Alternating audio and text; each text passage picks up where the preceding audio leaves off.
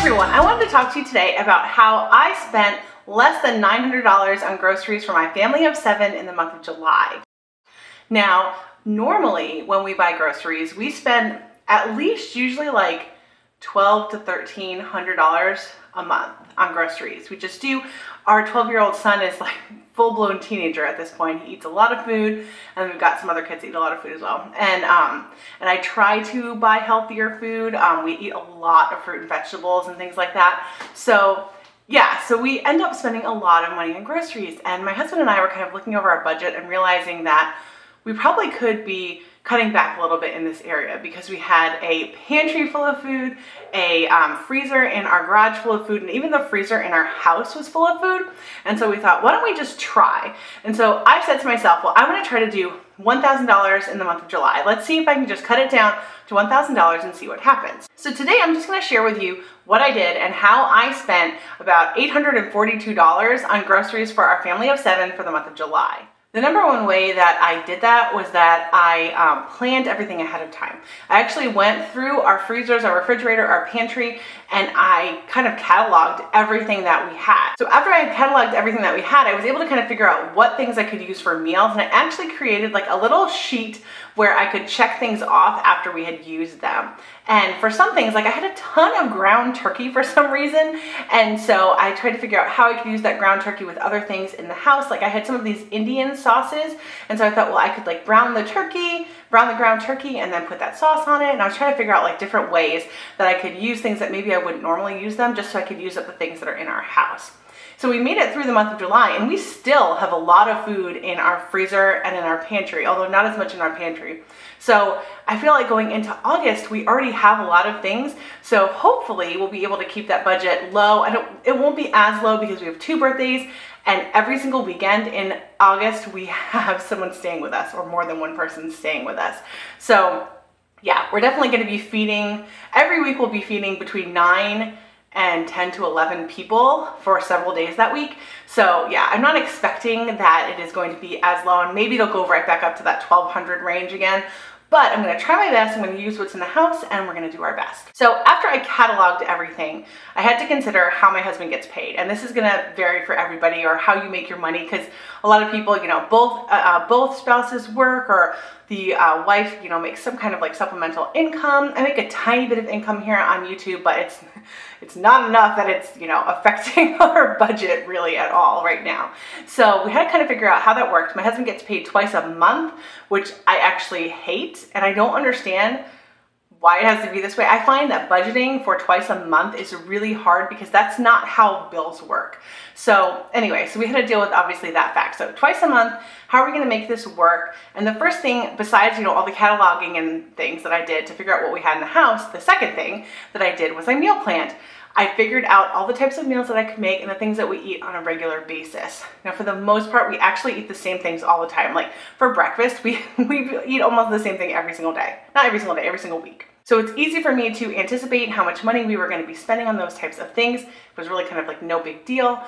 For lunches, it's kind of the same thing. The kids and I eat the same things. My husband eats the same thing, or leftovers every day. I send it to work with him. So that was really easy to figure out as well. And then all I was left with was like snacks and fruits and vegetables and dinners, and some desserts sometimes. We're not big like after dinner dessert people. We don't like to give the kids desserts after dinner. So I would get like ice pops or cookies or something like that for the kids once in a while as a treat, but we don't generally keep them in the house besides maybe like granola bars. Then step 3 is the part that is basically, I feel like, the most important.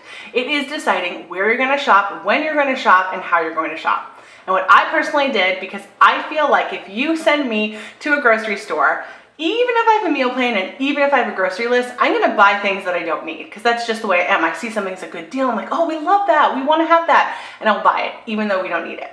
And so I decided I would just do all of my grocery shopping, with the exception of one time that I went to Aldi, and another time where I picked up a couple of things at Trader Joe's, but it was like, I think it was like $35 I spent at Trader Joe's. But every other time I did my grocery shopping online, and that made a huge difference for me, because I didn't just, you know, do those impulse buys and just buy a bunch of things just because it was a good price or it looked good or whatever it may be. I just bought the things that we needed, and that was it, nothing else. Depending on where you live, there are lots of different ways to do this. I think probably most of us live somewhere near a Walmart.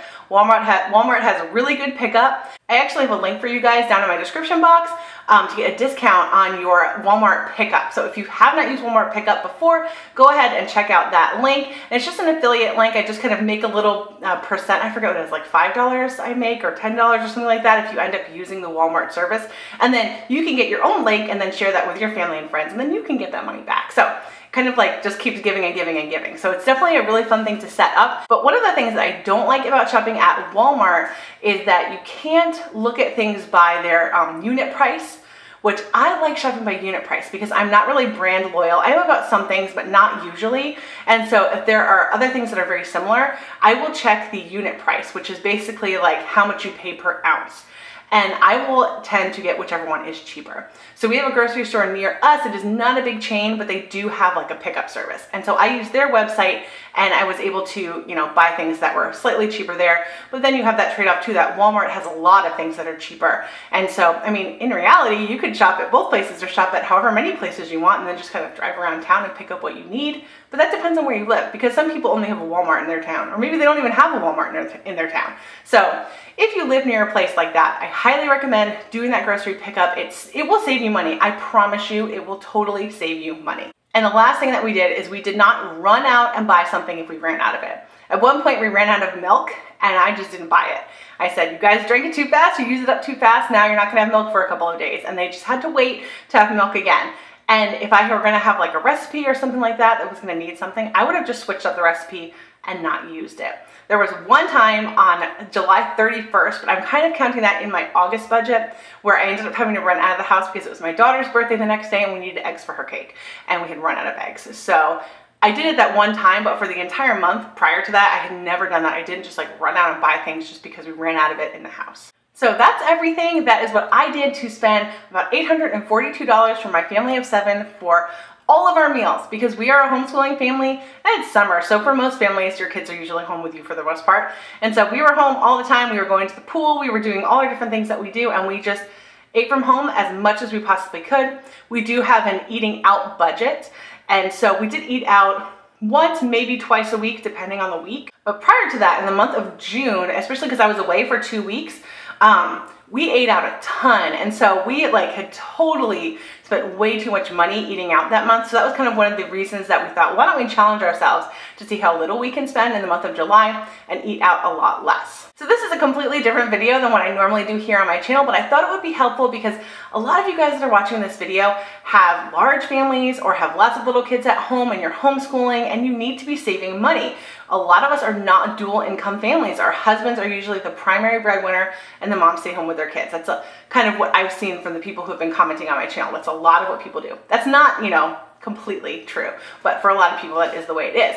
And these types of people, you and I, we definitely want to be saving money in any way that we can. And so even if you're only saving $100 a month, that really adds up. That's over $1,000 in 1 year. So it's totally worth it to find these little ways that you can kind of penny pinch.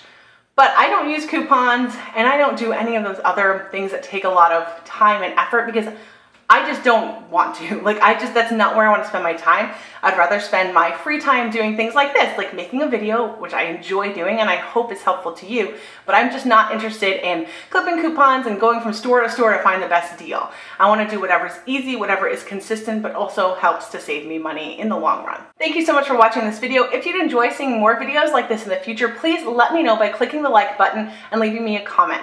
I would love to know how you guys are saving money on your groceries. Please don't forget to subscribe and have a great day.